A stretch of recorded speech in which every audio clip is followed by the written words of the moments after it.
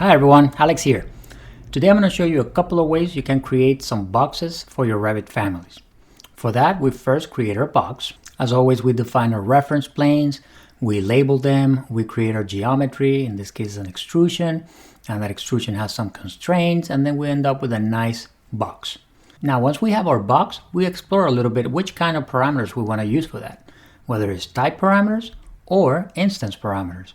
So let's jump right into it and see you in Revit. Hi everyone, this is Alex with BIMitUp, where we help you with professional training and coaching in mechanical, electrical, plumbing, fire protection systems, and Autodesk platforms like Revit and AutoCAD MEP. Let's get started. Alright, so let's go ahead and go under Families and hit New. Under Family Templates, we're going to go English Imperial, and let's go with a generic model. And here we go and click on this plane, create similar. Pick line, we're going to give it an offset of, let's say, 1 foot to the right, 1 foot to the left, let's say 1 foot to the top, 1 foot to the bottom. Let's name our planes. So this one's front, this one's back, this one's right, and this one's left.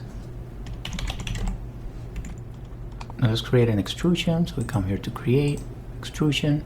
What we're going to do is pick lines. We're going to use our reference planes as our lines.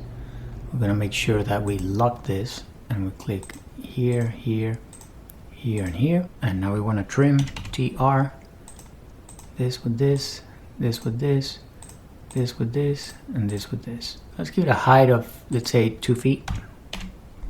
Let's click OK. Now let's go ahead and dimension this. We can click here, from here to here to here. Make it equal, and then from here to here. Let's change the scale a little bit, maybe this one here. Now we keep dimensioning here to here to here, make it equal, and then from here to here. And we're going to create a couple of parameters. This one's going to be depth.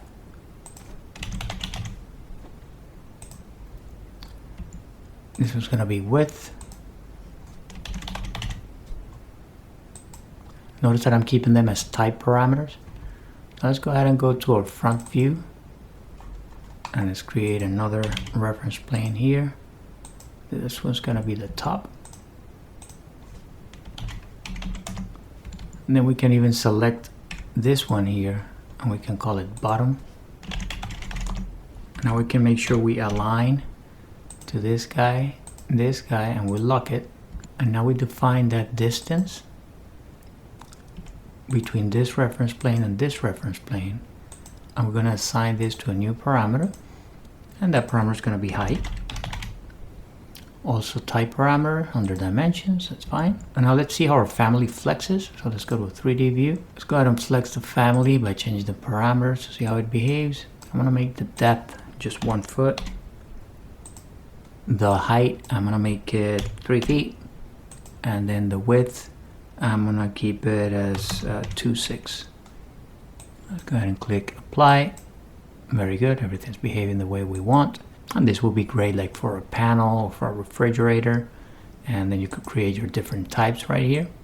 New type, and then to each type you assign the depth, the height, and the width of each one of them. So let's save our family. I'm going to create a new folder here. I'm going to call it generic. This one's going to be a box, and it has type parameters. So I'm going to create a new project. I can use any template, doesn't matter. And I'm going to go back to my family, and I'm going to load into project. I'm just going to place it there. And now what I want you to see is that I could create a couple of types out of this one. Let's say I copy this one and that one. And then this one, I could edit type, and I could duplicate this type and call it, let's say, box 1 foot by 2 feet by 3 feet, right? And then you could have this be 1 foot, 2 feet, and 3 feet, and click OK. And then you could take this other guy and then duplicate, and you can make it box 2 by 3 by 4. This would be 2 feet, 3 feet, and 4 feet. And then this would be good like for any type of refrigerator or dishwasher or panel or anything that you know what the dimensions are right off the bat from a cut sheet or something like that. But then how about something like a housekeeping pad? So in that case, I'm gonna delete all this and I'm just gonna do a rectangle.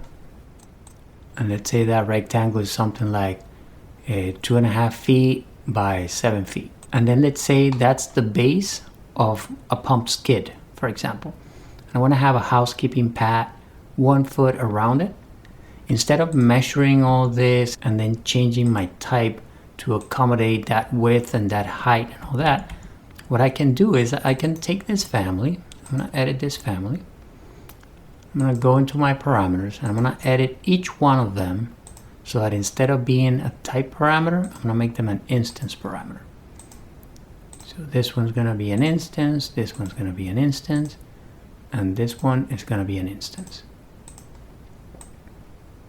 I'm going to click OK, and I'm going to save this one. The same name, but instead of type, I'm going to call it instance.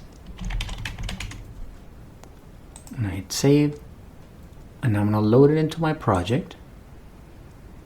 I'm just going to drop it anywhere, let's say like here, right? And then what you can do is you can do like a drafting line. I can pick lines here and give it like 1 foot offset. I could pick here, here, here, and here. And then I can use that here, here, here, and here, right? And then I just do tab select and I delete that line. And then I give my housekeeping pad a 6-inch height, for example. And when I go my 3D view, that's my housekeeping pad right there. And obviously I didn't place a real skid here, I just did a rectangle, but you get the idea. The idea is that this one, you can adjust to whatever you need. So it can be pretty useful. So that's the difference between the type box and the instance box. And if you find this content valuable, there are many ways you can support it. You can like the video, you can leave a comment down there. It really helps me out. You can subscribe to the channel, you can review it on Google, you can join our Patreon community and support it directly. You can give super thanks. There's a button somewhere down there. Buy me coffee, keeps me awake, keep doing videos. As simple as that. You can spread the word with coworkers on social media, and you can recommend my services so I can help them out.